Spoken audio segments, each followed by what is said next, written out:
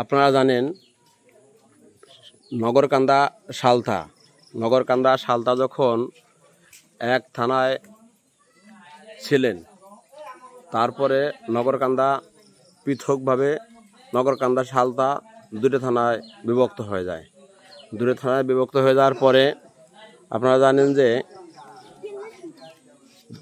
Doctor Joynal Abedin উনি একজন বিএনপির খুব ত্যাগী নেতা ছিলেন এবং নগরকান্দা থানা বিএনপির সম্মানিত সদস্য পদে উনি ছিলেন। কিন্তু যখন আপনার দেশ 2001 সালে বিএনপি ক্ষমতায় আসার পরে উনি তখন দেশে অবস্থান করেন। তারপরে 5 বছর দেশ পরিচালনা করেন। 5 বছর দেশ পরিচালনা করার পরে যখন তত্ত্বাবধায়ক সরকার আসার পরই উনি তখন আওয়ামী লীগ সরকার গঠন করেন।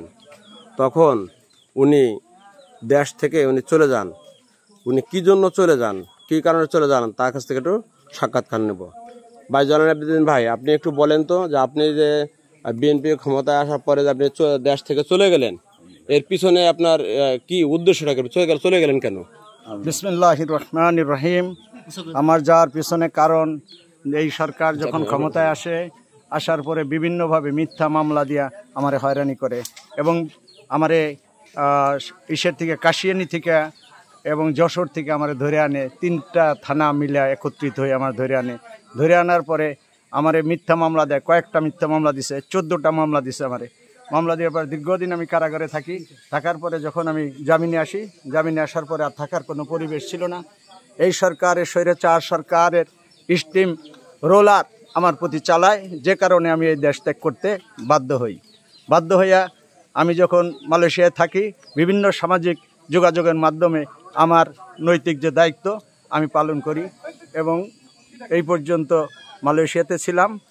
তারপরে যখন ছাত্র আন্দোলনের মাধ্যমে এই সরকারের পতন হয়, স্বৈরাচার যখন দেশ থেকে বিতাড়িত হয়, তারপরে আমি 14 তারিখে দেশে আসি।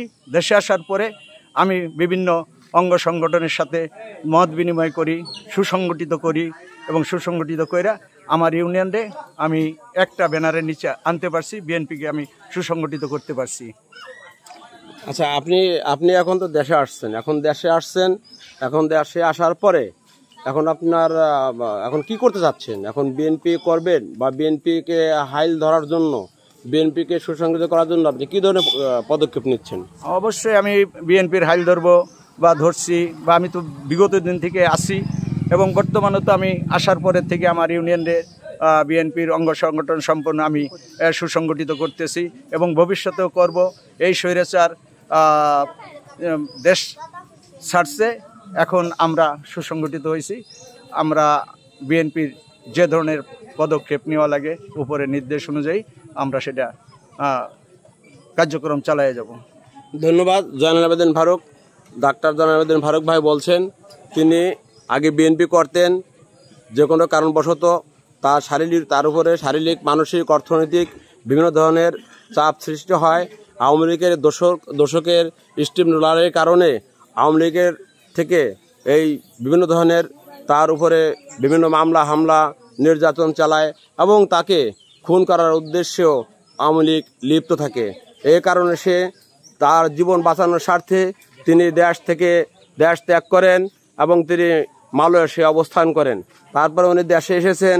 দেশে আসার পর এখন উনি বিভিন্ন গ্রামে, মহল্লায়, পাড়ায় উনি বিএনপিকে সুসংগঠিত করার জন্য উনি বিভিন্ন ধরনের পদক্ষেপ নিচ্ছে এবং বাকি যে কতদিন উনি জীবিত থাকবে, আল্লাহ রাব্বুল আলামিন যতদিন ওনাকে জীবিত রাখবে, উনি বিএনপি করবে, বিএনপির সাথে থাকবে এবং বিএনপিকে উনি পছন্দ করে।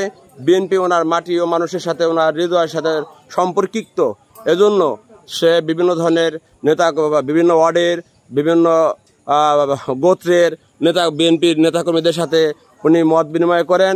আগামী দিনে দেশনেত্রী বেগম খালেদাদের হাতকে শক্তিশালী করার জন্য, দেশরত্ন তারেক রহমানের হাতকে শক্তিশালী করার জন্য উনি যে বিএনপিকে দীর্ঘ সামনে আগানোর জন্য যে ধরনের পদক্ষেপ করার দরকার এবং থানা কমিটি জেলা কমিটি যে ধরনের নির্দেশ আসবে কেন্দ্রীয় ঘোষিত যেসব কর্মসূচি আসবে সেসব কর্মসূচিকে উনি বাস্তবায়ন করবে এই লক্ষ্যেই উনি কাজ করে যাচ্ছে।